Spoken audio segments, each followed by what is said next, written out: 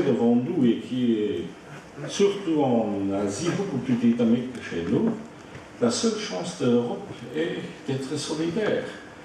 À 27, nous pèsons actuellement quelques 25% du produit mondial brut.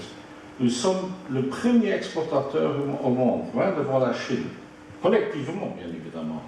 Nous sommes le plus grand marché que le reste du monde. Ce matin, on a écouté un ministre chilien nous dire notre premier client c'est l'Europe. Nous avons un Marocain qui nous dit mais la destination de nos services, de nos produits, c'est l'Europe. Hein.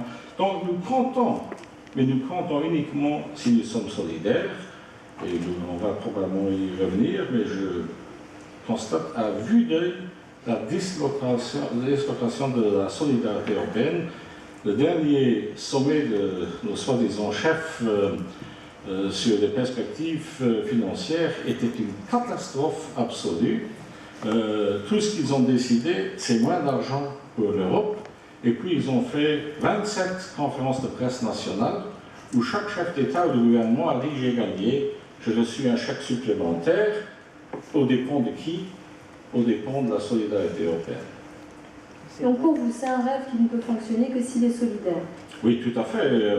C'est la raison pour laquelle nous avons créé l'Union européenne. Ça a commencé avec la CPA et l'aventure s'est bien poursuivie. Et elle a connu un succès extraordinaire. L'attractivité de cette union de 6 pays qui a fait que beaucoup d'autres ont fini par nous rejoindre, que d'autres veulent encore nous rejoindre. Et si vous êtes en dehors de l'Europe, si vous êtes en les Amériques, en Asie, en Afrique, mais on prend toujours l'Europe comme un exemple, également culturellement, comme vient de dire Ferry. Moi, je suis toujours étonné de la vision qu'ont les autres de l'Europe. Alors, quand je rentre en Europe, je vois que tout le monde est pessimiste, et que tout le monde est sceptique ou critique, et qu'on veut une autre Europe, mais sans dire laquelle. Ambassadeur Lévite, vous, est-ce que l'Europe vous fait encore rêver? Ah oui, oui, tout à fait. Moi, je suis un euro-enthousiaste. Et pour poursuivre ce qui vient d'être dit par les deux premiers orateurs, je dirais que on ne mesure pas à quel point l'Europe est importante pour l'équilibre du monde d'aujourd'hui. On sous-estime aussi l'extraordinaire aventure qu'on a vécue ensemble. Je rappelle qu'en 1980, l'URSS c'était 300 millions, enfin l'Union soviétique et l'Empire soviétique c'était 300 millions de personnes. L'Europe, quand on l'a créée à 6, on était 180 millions. Aujourd'hui, la Russie c'est 142 millions de personnes. Et comme vous venez de le dire, l'Union européenne, c'est 500 millions de personnes. Et c'est devenu non seulement la première puissance économique, c'est devenu aussi l'empire des normes. C'est-à-dire que quand l'Europe décide telle norme s'appliquera pour la voiture, etc., ça devient la norme mondiale, parce qu'on est le premier marché mondial. Et donc, il ne faut pas sous-estimer ça. Alors, au moment où on est passé de 15 à 25, c'est-à-dire au moment de l'effondrement de l'Union soviétique, du mur de Berlin, on a pu s'unir, réunir l'Est et l'Ouest de l'Europe sans un coup de feu, sans guerre, c'est un vrai miracle, ne l'oublions pas. Et disons-le, comme François Mitterrand redoutait un peu les conséquences de l'unification de l'Allemagne, il a voulu l'euro, le chancelier Kohl et lui l'ont décidé pour des raisons politiques, c'était aussi une logique économique. Vous parliez de rêve, on a l'impression qu'on vit avec l'euro aujourd'hui un cauchemar. Moi je voudrais, rappeler que la crise financière, elle ne vient pas de l'Europe, mais des États-Unis. 2, que nous sommes en train de corriger les défauts initiaux de la construction de l'euro, pas à pas. Aujourd'hui, la zone euro, ça veut dire plus de responsabilité, parce que quand on partage la même monnaie dans la famille, on est obligé de gérer notre monnaie tous en acteurs responsables. Ça veut dire aussi plus de convergence sur le plan budgétaire, etc. Mais ça veut dire plus de solidarité. Et on a mis en place, depuis 4 ans, tous les instruments de la solidarité, et ça veut dire enfin plus de gouvernance. Tout ça est en train de se mettre en place. Et donc, je pense qu'on va sortir de la période difficile de crise que nous connaissons, et à ce moment-là, on va s'apercevoir que les pays de la zone euro, les pays de l'Europe, sont les seuls au monde à avoir fait l'effort nécessaire pour restaurer les équilibres budgétaires, gérer notre maison comme on doit le faire. Cet effort-là, les États-Unis n'y échapperont pas, les Japonais n'y échapperont pas. Nous, on est en train de le faire, on va en sortir, et on va en sortir plus fort, plus uni, plus compétitif. Donc vous voyez, j'ai un rêve optimiste pour l'Europe. Europtimiste totalement. Monsieur Schweitzer. Bon, moi, je ne suis pas sûr que je sois tout à fait aussi optimiste que Jean-David Lévy.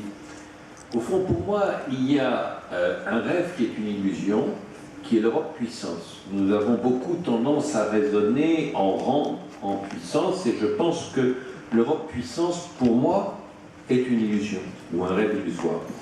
En revanche, je pense que l'Europe peut être un modèle. Et mon rêve européen, c'est une Europe modèle. Alors, modèle de paix, on y a fait allusion, la paix existe en Europe, et l'Europe s'est étendue dans la paix, ce qui est encore plus miraculeux. L'Europe est un modèle en termes de démocratie et de liberté. Il y a quelques petites frictions dans certains pays, mais au fond, on voit quand même que le système européen assure dans les nations d'Europe la démocratie et la liberté et, je dirais, incite les candidats à rejoindre ces valeurs. Et puis, un modèle, c'est pas seulement la paix, la démocratie, c'est aussi la prospérité. Et là, franchement, je trouve que c'est pas terrible, et je suis moins convaincu que Jean-David que nous prenions plus rapidement que beaucoup d'autres le chemin d'une prospérité confirmée. En un mot commençant, je pense que le taux de chômage aujourd'hui en Europe empêche l'Europe d'être considérée comme un modèle. Je ne suis pas sûr que la solidarité qui a été évoquée soit la réponse. Parce que l'économie, c'est une économie de concurrence, et la concurrence existe autant entre pays qu'entre entreprises. Et je ne suis pas sûr qu'il y ait un modèle de développement économique européen qui puisse s'appliquer à tous les pays. Donc, pour moi, pour se résumer, le modèle européen, oui, la paix, c'est une évidence, la démocratie et la liberté, c'est une évidence, la prospérité, ça mérite un complément de réflexion et d'action. Ambassadeur Lévy, est-ce que c'est illusoire de penser que l'Union, tous les pays de l'Union peuvent arriver à une seule politique économique, comme semble l'indiquer M. Schweitzer? Je crois que c'est la condition que nous avons tous acceptée pour les 17 pays qui ont la monnaie en partage, parce que nous n'avons plus la possibilité, la solution de facilité de la dévaluation. Et donc, nous sommes condamnés tous à être dans le même marché compétitif. Alors, je suis d'accord avec Louis Schweitzer, il faut qu'on trouve un chemin équilibré. Je ne suis pas un économiste, il peut en parler mieux que moi, mais nous sommes condamnés à le trouver ensemble.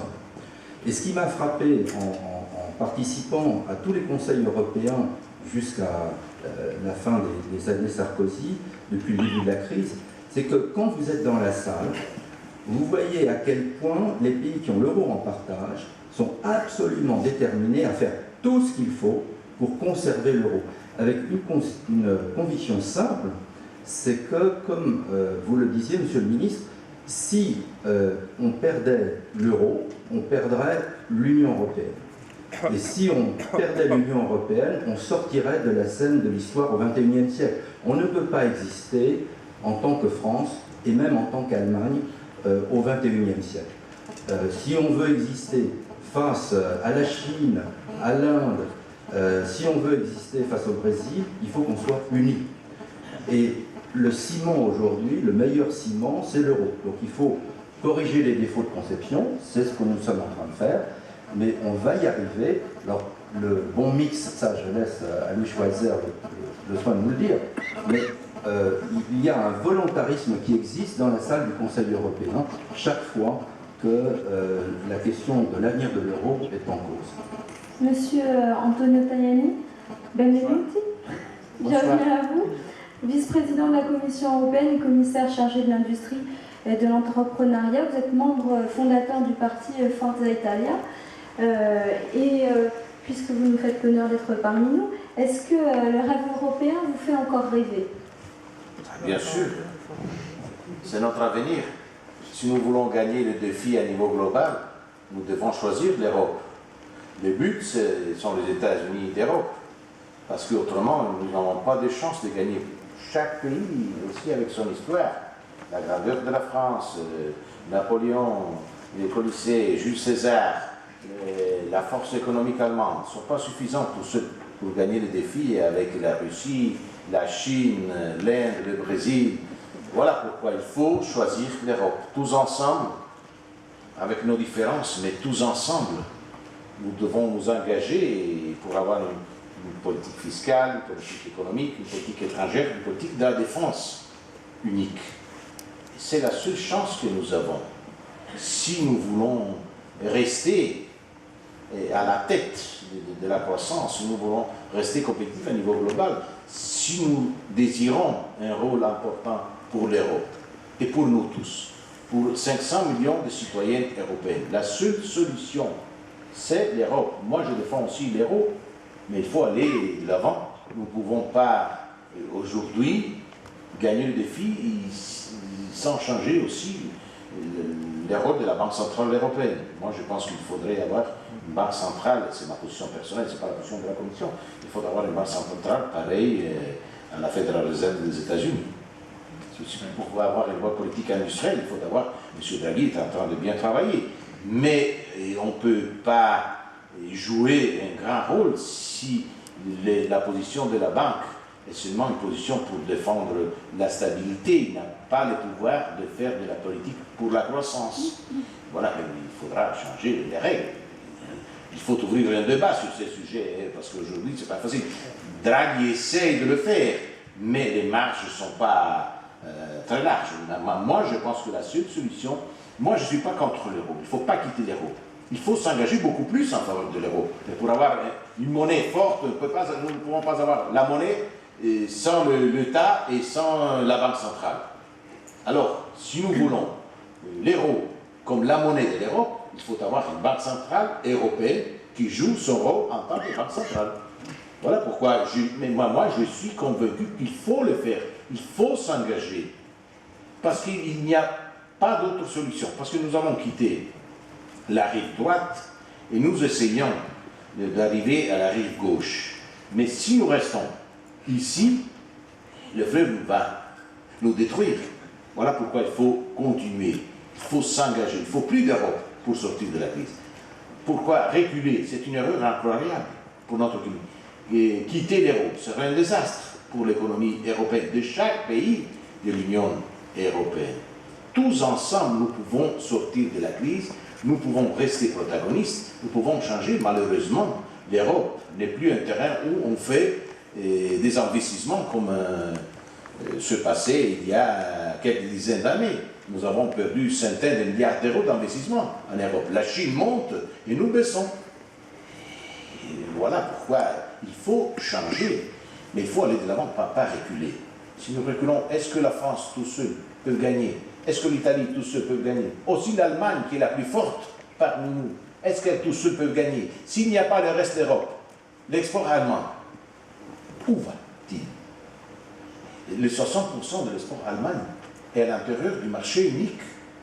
Et sans l'Europe, qu'est-ce que peut faire aussi l'Allemagne, qui est la plus forte? Et les autres qui sont moins fortes, qu'est-ce qu'ils peuvent faire? Voilà pourquoi je pense qu'il faut tous ensemble étudier les solutions. Il y a aussi des intérêts différents. Moi, je pense que... Voilà pourquoi j'insiste ce matin, je dis, soit pour ce qui concerne la France, soit pour ce qui concerne l'Italie, qu'il faut avoir plus de France et plus d'Italie à Bruxelles. Parce que c'est l'Europe qui a besoin de plus de France et plus d'Italie. Pour avoir une solution, un accord, Allemagne, France, Italie, tous ensemble, pour avoir un intérêt commun européen. Pour balancer les différents intérêts et aller de l'avant et donner des bonnes réponses positives à nos concitoyens. Il y a un problème qui s'appelle chômage. Sans industrie, nous ne pouvons pas résoudre ce problème. Député Gobelch, est-ce qu'il faut plus de France, plus d'Italie? Est-ce que pour des petits pays, c'est un discours audible? Ou est-ce qu'on est passé à une Europe unipolaire, une Europe allemande? il faut surtout plus d'Europe. Et cela signifie bien évidemment que tous les pays, les petits et les grands, doivent être prêts à faire certaines concessions. Le grand bénéficiaire de l'euro a été la République fédérale d'Allemagne. C'est évident, quand on voit les flux que vient d'évoquer le commissaire Tajani, ça bénéficiait surtout aux Allemands. Et les États du Sud se sont endettés pour payer des importations allemandes. C'est un fait. D'où ma conclusion qu'il faut plus de solidarité. Tous les grands pays au monde fonctionnent de la sorte. Les États-Unis d'Amérique, et nous sommes loin des États-Unis d'Amérique, mais là il y a des États où on gagne de l'argent pour toute l'économie. New York, la Californie, Boston, le Texas, que sais-je encore, l'argent c'est bien là. Mais les États qui sont moins développés, l'Alabama, le Mississippi et d'autres, ils profitent de la manne commune parce que tout est redistribué beaucoup de choses sont redistribuées via le budget fédéral américain. Près de 30% du PIB est redistribué. Or, dans l'Union européenne, quand on prend la somme de tous les budgets des 27, on arrive à peu près à 44-45% du PIB européen. Mais le budget de l'Union européenne est moins d'un point de pourcentage du PIB commun. C'est-à-dire que c'est une misère. Et les chefs d'État et de gouvernement viennent encore de diminuer cette misère vers 0,9 points de pourcentage du PIB européen. Alors que l'Europe, beaucoup de gens, je suis sûr, dans cette salle, croient que c'est une machine qui coûte beaucoup d'argent. Par citoyen européen, les 500 millions paient chaque jour quelques 4 centimes pour le fonctionnement de l'Europe. 4 centimes par jour, c'est 13-14 euros par an. Prix d'une bonne pizza. Ça, c'est le coût du fonctionnement de l'Europe. Tout le reste de l'argent est redistribué vers les États, via les fonds structurels, via la PAC, etc. etc. Et là, ce ne sont pas les petits pays qui encaissent le plus, mais ce sont les grands de nouveau. Quand je vois mon pays, le Luxembourg, il existe un quartier européen qui a été construit par des compagnies allemandes. L'aéroport d'Athènes a été construit par une compagnie allemande avec des fonds structurels européens. Qui a donc profité premièrement de ces fonds structurels? Mais néanmoins, au niveau du Conseil européen, tous les chefs viennent et disent « I want my money back ». On a enterré Mme Thatcher avant-hier ou hier, mais son esprit est toujours là. Et c'est ce que je dénonce dans cette Europe, elle a de plus en plus d'influence, il y a de moins en moins de solidarité, on le voit dans la crise de l'euro, où chaque fois, lorsqu'il faut aider un pays en difficulté, d'abord on ne fait rien, et on aggrave les problèmes en Grèce, en Chypre et ailleurs, et quand on le fait avec beaucoup trop peu de moyens, et on aggrave toujours la situation. Hubert Védrine, ancien secrétaire général de l'Élysée, ancien ministre des Affaires étrangères et président de la Fondation François Mitterrand nous a rejoints. Bienvenue. Quelle est votre vision du rêve européen? Ça nous permettra de clarifier la situation. D'abord, excusez-moi pour ce retard. J'ai peur d'être terriblement en dissonance. J'ai peur, mais on en sera ravis. Moi, je pense que s'il y a eu un rêve, c'était vraiment dans une partie minuscule de la population européenne. Je pense d'ailleurs que la façon dont on raconte la construction européenne est une histoire pour les enfants. Enfin, ça n'a rien à voir avec la façon dont ça s'est construit en vrai. Je dis souvent, à moitié en plaisanterie, mais à moitié seulement, que les vrais pères fondateurs, ce sont Staline et Truman. Je ne comprends pas d'ailleurs pourquoi dans les discours classiques sur l'Europe, on oublie les longues années d'après-guerre, comme si on avait signé le traité de Rome ou le traité franco-allemand en 1946. C'est une sorte de reconstruction qui n'a jamais été excitante que pour une toute petite partie des élites. D'ailleurs, si on reprend les opinions publiques dans les années 45, 55, 65, etc., il n'y a jamais cet état d'esprit. Bon, je pourrais continuer beaucoup sur ce thème, mais donc moi je ne suis pas à la recherche d'un rêve, parce que je ne pense pas que ce soit un rêve qui construit l'Europe, même si ce qui s'est passé pour des raisons géopolitiques et stratégiques très intelligentes a fait rêver une partie des Européens dans les années 50 un peu, puis après quand l'Europe a été remise en marche grâce à la conjonction heureuse Kohl, Mitterrand, Delors, donc les gens rêvaient à partir de ça. Mais le rêve n'a jamais été un moteur pour l'instant. Moi j'ai aucune nostalgie de ce rêve. Et je pense en plus que ça ne répond à aucun des problèmes actuels. Oui, parce que pour le coup, s'il n'y a pas de rêve européen, vous constatez, et comme tout le monde ici, qu'il y a un cauchemar européen aujourd'hui. Il y a un cauchemar pour ceux qui, sans arrêt, se font des illusions, donc ils sont épouvantés chaque matin, ils sont désespérés après. Bon, plus on vit dans l'illusion, plus on est consterné. Donc je ne ressens pas ça non plus. Je pense qu'il y a une nécessité européenne. Je pense que l'Europe est une idée extrêmement forte qui de toute façon restera. La construction européenne, je pense qu'il faut examiner ce mot. Je ne sais pas s'il faut la poursuivre, en tout cas sous quelle forme.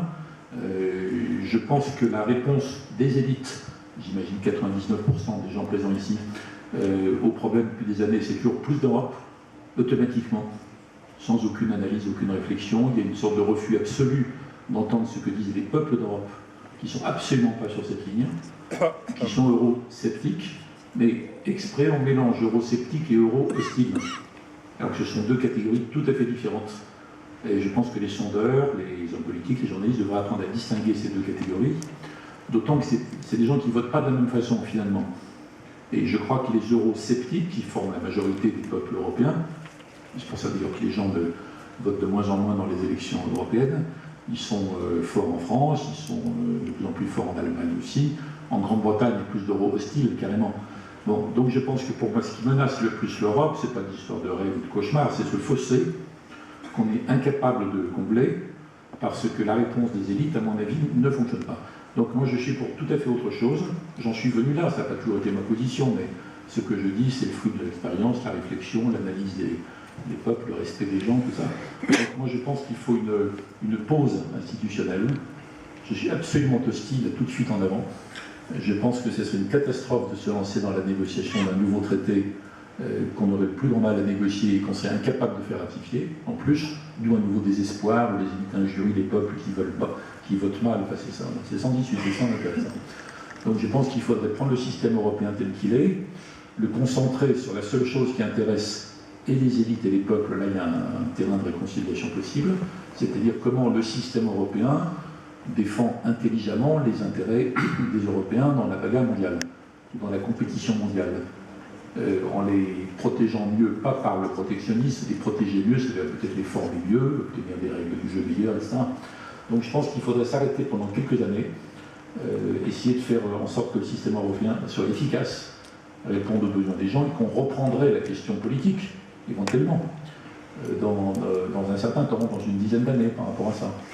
Sinon, je pense qu'on va on va se planter systématiquement. Et pour moi, c'est pas le numéro un, ce fossé, vous voyez, élite-population. Donc je sais d'emblée que je ne suis pas en ligne avec ce qui a dû être dit ou ce qui va être dit là, mais je pense sincèrement ça aujourd'hui. Luc Ferry, est-ce que vous pensez-vous qu'il y a un cauchemar européen, ou en tout cas qu'il y a uniquement un problème entre les élites et la population? La montée des populismes ne vous interroge pas? La question, quel est votre sentiment là-dessus?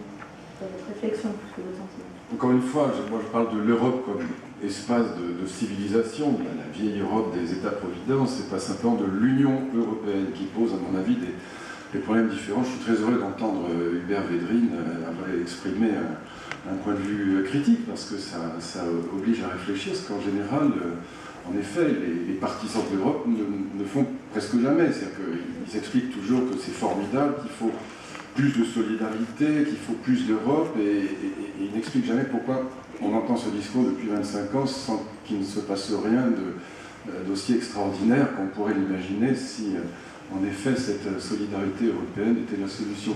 Moi, je regarde les enquêtes d'opinion sur le pessimisme des Européens. Et vous savez que le pessimisme français, et notamment des jeunes Français, est le plus grand du monde. Les jeunes Français, les jeunes Grecs, il y a une enquête conduite par la Fondation pour l'innovation politique il y a 3 ans par Dominique Régnier, qui est un bon politologue d'ailleurs, et qui faisait apparaître que 17% seulement des jeunes Français, donc les 16-25 ans, étaient optimistes sur l'avenir de leur pays. C'est le même niveau que les Grecs, là où 82% des Chinois ou des Indiens sont optimistes sur l'avenir. Et donc on a en effet, non pas un cauchemar européen, mais on a un décalage absolument incroyable entre ce que vous appeliez le rêve européen et puis la réalité des pays européens. Et je pense que, comment dire, c'est en très grande partie injuste. Et encore une fois, je ne parle pas simplement de l'Union européenne, mais si vous vous replacez, alors je sais que c'est un exercice qu'on aime rarement, mais un petit peu dans le long terme, et que vous regardez l'évolution de l'Europe depuis, disons, Victor Hugo, mettons depuis les années 1850. Quand Victor Hugo écrit Les Misérables, ça doit être en 1862-63, l'espérance de vie moyenne des Européens, en tout cas des Français, elle est de 35 ans. Aujourd'hui, elle est de 80 ans. Même si on prend des références plus récentes, si on prend depuis les années 50, le niveau de vie moyen des Français a été multiplié par 3, voire par 4 depuis les années 50. Donc on voit qu'on a malgré tout une situation qui fait que ce pessimisme incroyable mérite une explication autrement que par des raisons rationnelles. Voilà, donc moi ce qui m'intéresse c'est ça, c'est cet espace de civilisation. Si on avait dit, vous voyez, faites l'expérience mentale, pour être peut-être quand même un peu plus optimiste qu'Hubert, faites l'expérience mentale suivante, imaginez ce que quelqu'un comme Victor Hugo aurait pensé si on lui avait dit, bah, écoutez, dans 100 ans, voilà, l'espérance de vie ne sera pas de 35 ans, elle sera de 80 ans, vous aurez la possibilité, les jeunes auront la possibilité de faire des études gratuites, ils auront la possibilité de voyager quasi gratuitement, ils auront la santé gratuite, ils auront le droit, sinon le devoir, d'insulter quotidiennement le président de la République dans les établissements scolaires avec la bénédiction de leurs professeurs sans être embastillés ni envoyés à Guernesey. Je pense que Victor Hugo serait tombé de sa chaise. Il aurait pensé que le type qui lui disait ça était radicalement cinglé. Si on avait dit la même chose, même aux plus grands utopistes, à Fourier, à Godin, à Bazard et L'Enfantin, à Saint-Simon, il n'aurait pas, même en rêve pour le coup, imaginé le centième de ce cas, un gamin qui naît aujourd'hui à Paris, à Berlin, à Madrid ou à Bruxelles ou à Rome dans son berceau dès le départ. Donc voilà, c'est ça à mon avis qu'il faut protéger. Juste une petite remarque, peut-être un tout petit peu plus technique. La seule, moi je ne suis pas économiste, je suis beaucoup moins compétent que mes collègues à cette tribune, mais j'ai quand même compris une chose en publiant un petit livre de Christian Saint-Étienne, qui fait une très bonne intervention, dont on trouvait très bonne, dans mon petit séminaire du Conseil d'analyse de la société, qui a été d'ailleurs supprimé hier, et des profondistes, mais excellente intervention où il a développé une argumentation qui en tout cas m'a convaincu, je ne sais pas ce qu'en pensent mes collègues à la tribune, mais il disait, voilà, dans l'histoire de l'humanité, on n'a jamais vu qu'une monnaie pouvait tenir avec 17 pays différents, qui ont 17 taux d'intérêt différents, donc 17 taux d'endettement différents, donc 17 motifs de spéculation différents pour les marchés. On n'a jamais vu une monnaie exister sans un souverain. Et il plaide, comme d'ailleurs mon ami Jacques Attali, pour une Europe à 10 ou 12, et une Europe dans laquelle il y aurait au moins, alors pour le coup, cette vraie solidarité que vous appeliez de vos voeux, c'est-à-dire un vrai ministère des Finances avec, moi je pense que c'est peut-être une solution, même si elle ne convaincra pas Hubert Védrine, mais en associant encore une fois à un ministère des Finances européen les présidents des commissions parlementaires nationales pour qu'il y ait quand même un lien, ce qui franchement aujourd'hui n'existe pas, entre l'Union européenne et les parlements nationaux. Juste une dernière chose, au fond, cette Europe, elle pouvait marcher relativement, de l'Union européenne maintenant, elle pouvait marcher relativement bien quand l'Inde et la Chine n'étaient pas encore dans le circuit. Je veux dire que lorsque l'Inde et la Chine, les BRICS d'une manière générale, vont rentrer dans le circuit de la consommation et de la production à l'occidentale, c'est dans le système de la mondialisation libérale ou capitaliste, pour l'appeler par son vieux nom, on ne peut plus se permettre dans l'Union européenne de ne pas avoir de politique économique, sociale et monétaire. je veux dire, on est à poil dans la neige. Et on a zéro politique. Alors, je rejoins tout à fait ce que disait notre ami italien sur la nécessité d'avoir une BCE qui fait quelque chose. C'est vrai que Mario Draghi va tout à fait dans le bon sens, mais il n'a pas les moyens. Et donc, vraiment, pardon, je vais être franchement grossier, mais on est le cul entre deux chaises aujourd'hui.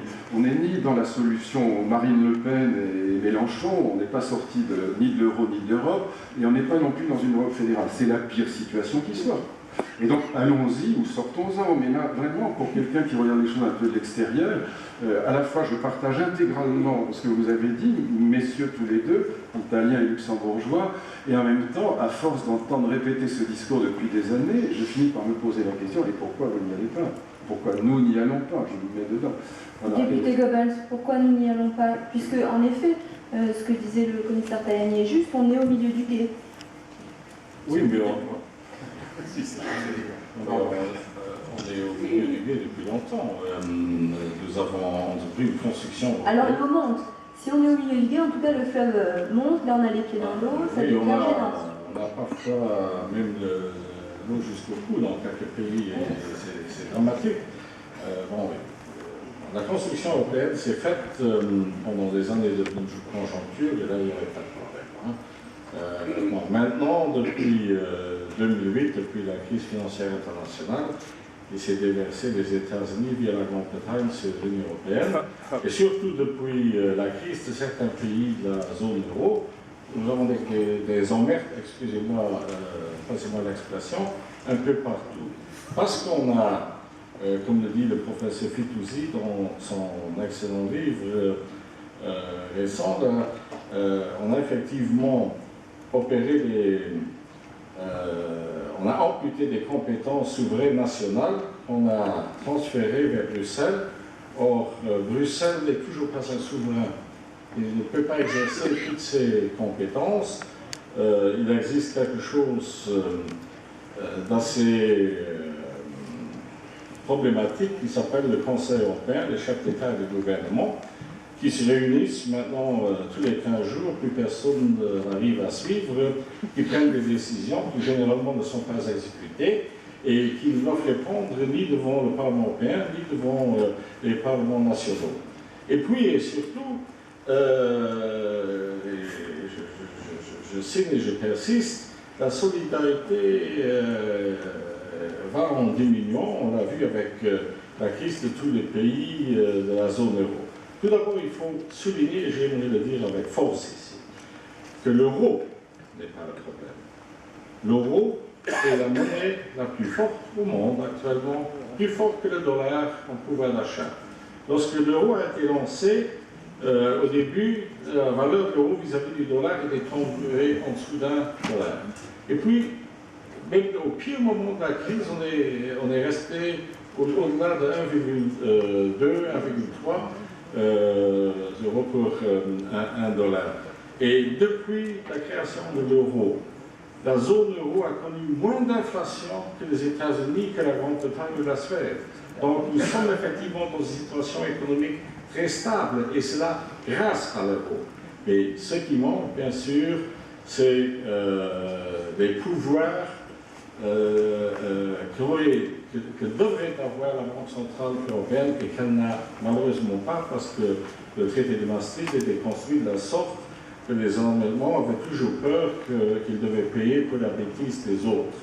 Donc il est interdit à la Banque centrale ce que fait la Bank of England, enfin de réserve, la Bank of Japan, c'est-à-dire de financer le propriétaire.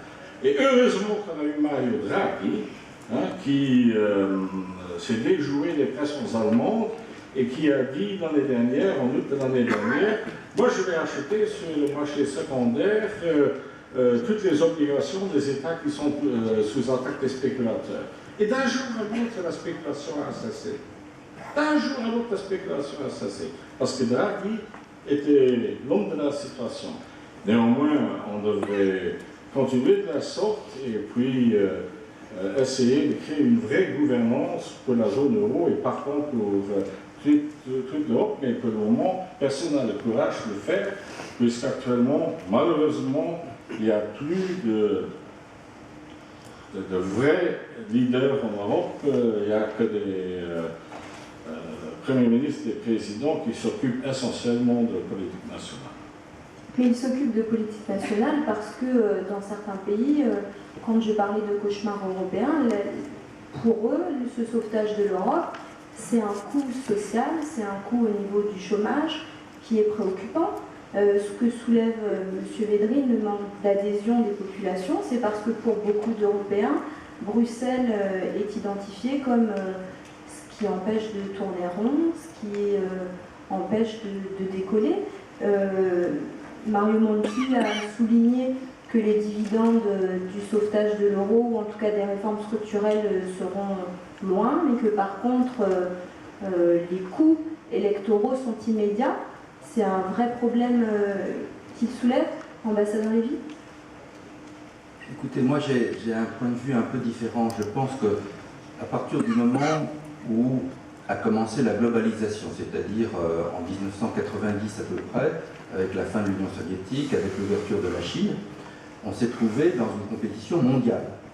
Donc chacun des pays membres de l'Union européenne doit être compétitif dans cette compétition mondiale.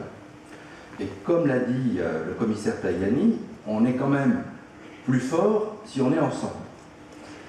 Donc on a la chance d'avoir l'euro, qui est une monnaie stable, qui est une monnaie forte, qui nous permet d'avoir pas d'inflation, des taux d'intérêt bas, mais qui ne règle pas les réformes que chacun des pays doit faire chez lui. Et je me souviens, au moment du début de la crise grecque, il y a eu une conversation fascinante entre Nicolas Sarkozy et Angela Merkel. Nicolas Sarkozy disait, à juste titre, il faut absolument mettre tout de suite un mur d'euros pour casser la spéculation et montrer aux spéculateurs que s'ils s'en prennent à la Grèce, eh ben, ils le paieront très cher. Il avait raison. Et la chancelière lui a répondu, absolument pas, parce que si on fait ça à l'abri de ce mur, les Grecs ne feront pas les réformes qui sont nécessaires, et c'est nous qui paierons à la fin l'addition à la place des Grecs. Et il faut que les Grecs s'adaptent à ce monde globalisé dans lequel nous vivons. Nous allons être solidaires, mais en échange, il faut qu'ils fassent leurs réformes. Et si on met le mur d'argent devant, ils ne feront pas les réformes, parce qu'ils seront protégés. Et elle avait raison. Et depuis 4 ans, on vit en essayant d'avancer avec la combinaison de cette double approche. Alors, je trouve qu'on a fait quand même pas mal de réformes. Je rappelle qu'on a créé les conseils européens économiques, le sommet de la zone euro, 2 fois par an, etc. Angela Merkel n'en voulait pas. Maintenant, c'est inscrit dans les traités. On a le mécanisme européen de solidarité avec 700 milliards d'euros disponibles. Il faut qu'on puisse les utiliser davantage. Et vous avez raison, Monsieur le Ministre, il faut que la Banque Centrale Européenne puisse être plus active quand il le faut, à l'image de ce que fait la Fed aux États-Unis. Mais n'oublions pas le chemin qui a déjà été parcouru depuis 4 ans et continuons à mettre en œuvre avec détermination les réformes qui sont nécessaires dans chacun de nos pays. Et je trouve qu'une des raisons qu'évoquait Hubert Védrine pour le scepticisme, la frustration qui existe partout en Europe, c'est que chaque fois que ça ne va pas bien, on dit c'est parce que Bruxelles nous impose ceci, nous empêche de faire cela, etc.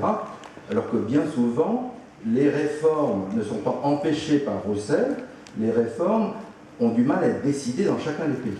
Et Bruxelles doit être là pour aider chacun des pays à faire les réformes nécessaires, mais Bruxelles ne peut pas se substituer au gouvernement dans les responsabilités qui sont les leurs. Mais je reviens à M. Tajani pour rebondir sur ce qu'a expliqué M. Védrine et l'ambassadeur Lévy. Est-ce qu'on peut faire l'Europe à l'insu du plein gré des Européens? Est-ce que finalement vous défendez tout à l'heure plus d'Europe, beaucoup plus d'Europe?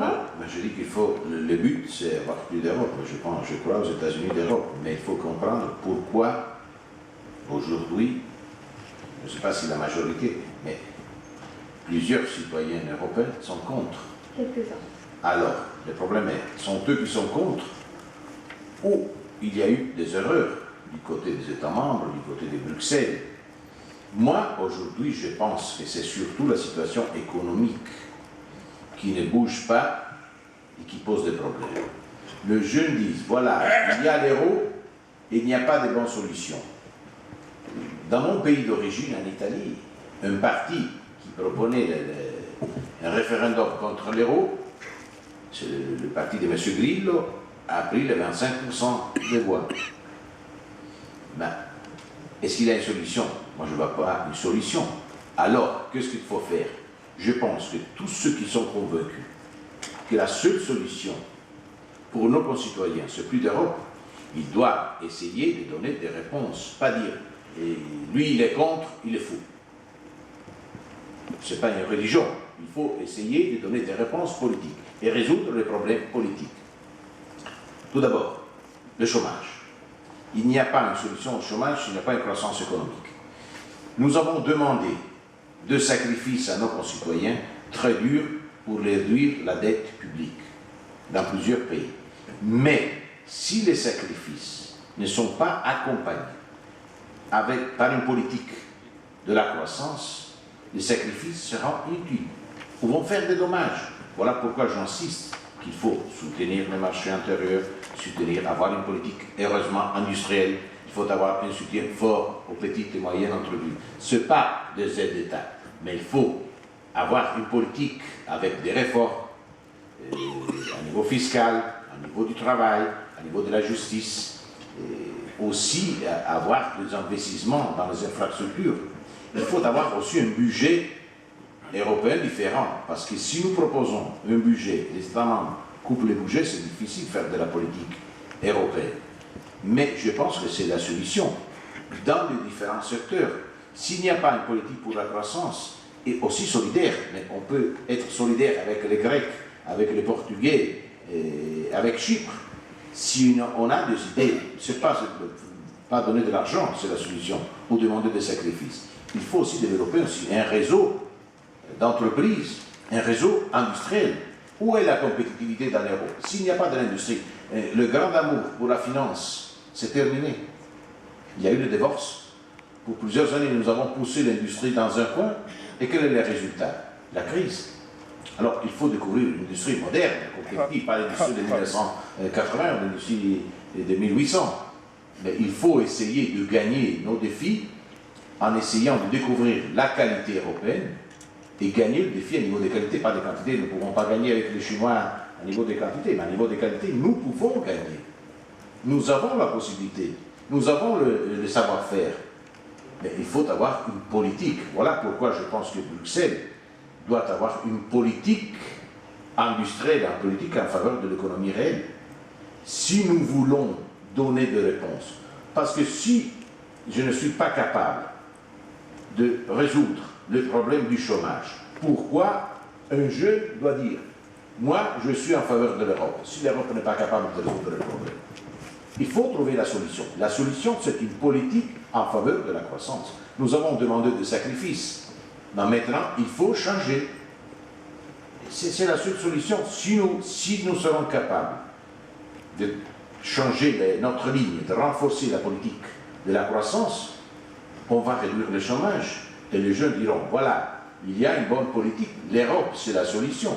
Si l'Europe n'est pas solidaire, ne doit pas demander seulement des sacrifices, pourquoi être des supporters de l'Europe? Pour les valeurs, bien sûr, il ne faut pas oublier que c'est le seul continent dans le monde où il n'y a pas la peine de mort. C'est une chose importante. Hein. Il n'y a pas de guerre entre nous. Moi, je me rappelle, quand j'étais tout petit, à ma maison, chacun pleurait quelqu'un qui était mort dans la Première ou dans la Deuxième Guerre mondiale. Et il ne faut pas l'oublier. Hein. Il ne faut pas l'oublier.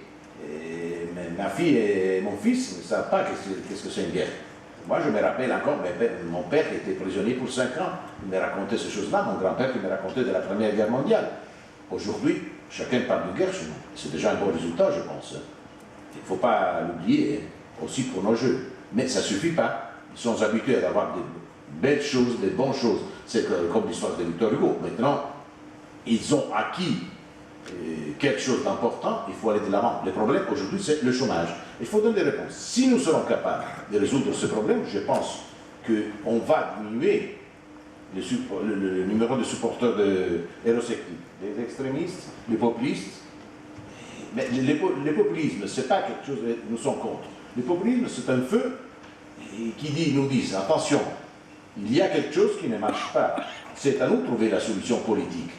C'est à nous de donner des réponses pour gagner à niveau politique le défi contre le populisme. Voilà pourquoi j'insiste sur la politique industrielle, sur le marché intérieur, sur le soutien aux PME. Et aussi, pour faire ce travail, il faut avoir une banque, il faut avoir une monnaie. On ne peut pas faire la politique de la croissance sans une monnaie européenne. Parce que ce sera toujours faible si nous voulons travailler dans l'export. Avec les Japonais, les Chinois et les Américains qui jouent avec la monnaie, et nous sommes comme ça à regarder seulement ce qui se passe. L'euro est forte, mais aussi une monnaie forte. Il faut la gérer. Si vous avez un cheval fort, il faut le gérer. On ne peut pas le lancer dans la campagne. Si vous voulez gagner aussi un défi à cheval, il faut gérer le cheval, même s'il est fort. Si il y a une monnaie forte, il faut la gérer. Oui, Schweitzer. Oui, moi, je me trouve, et je ne m'y attendais pas entièrement, je ne sais pas si le micro marche, voilà.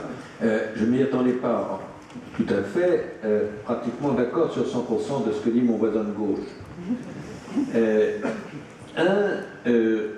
Je pense que le problème numéro un, je le redis, c'est le chômage.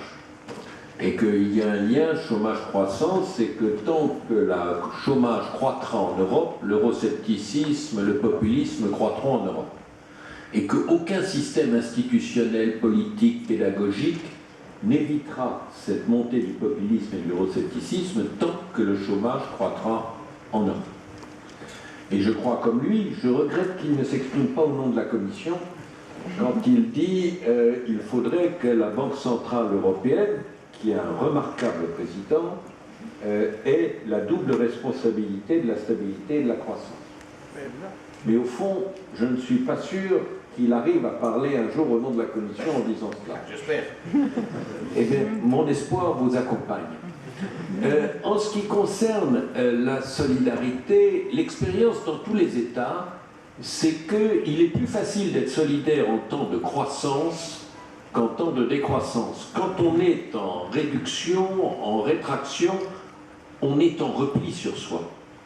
Et un homme politique français définissait le projet de la démocratie sociale comme la communauté réduite aux acquêts, c'est-à-dire chacun gardait ce qu'il avait et qu'on répartissait équitablement le produit de la croissance. On voit bien qu'aujourd'hui, en Europe, ce n'est pas possible, et je ne pense pas qu'il puisse, compte tenu du fait que nous sommes formés d'États-nations, exister de solidarité sans croissance à distribuer. Peut-être où j'ai une nuance avec mon voisin, c'est que je ne pense pas, mais je ne suis pas sûr qu'on ait une différence, qu'une politique industrielle puisse se substituer à une politique macroéconomique de croissance. Je pense que les deux doivent aller de pair, mais que l'un n'est pas le substitut de l'autre.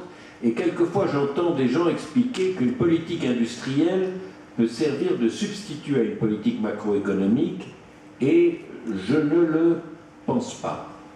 Deux remarques complémentaires. La première, c'est qu'on dit quelquefois, si l'Europe était plus resserrée, on pourrait arriver à une plus grande solidarité. Et là, deux points. Premier point, on a une zone plus solidaire, la zone euro. Je ne vois pas comment on pourrait rétrécir encore cette zone et exclure des pays de cette zone de solidarité renforcée. Alors on aura peut-être une Grande-Bretagne qui s'éloigne un peu plus, je n'en sais rien, mais je ne vois pas qu'on puisse réduire cette zone de 17 à une zone encore plus étroite. Et ma seconde remarque, c'est que je ne vois pas, même dans une zone à 5 ou 6, beaucoup plus de solidarité probable que dans la zone à 17, parce qu'on voit bien que c'est au sein du petit groupe originel qu'on voit déjà toutes les divisions qu'on trouve au sein de l'Europe. Ma seconde remarque, c'est que je m'occupe en ce moment beaucoup d'un pays qui s'appelle le Japon. Le Japon est un pays mondialisé et qui vient de vivre 2 décennies perdues. C'est-à-dire 2 décennies de zéro croissance, de zéro inflation aussi, d'une monnaie qui n'a pas cessé de se renforcer. Et nous venons d'avoir un gouvernement de droite qui a engagé une politique économique assez novatrice, je le rappelle, alors que c'est le pays le plus endetté public du monde, il a mis en place une politique de souplesse budgétaire, c'est l'expression consacrée, Il a mis comme objectif d'accroître le taux d'inflation au Japon pour arriver à 2%, et il a décidé, en parallèle, de faire des réformes de structure pour assurer la durabilité de cette croissance qu'il veut redémarrer. Je trouve que ça mérite une réflexion de la part des autorités européennes. Monsieur Védrine, on entend finalement que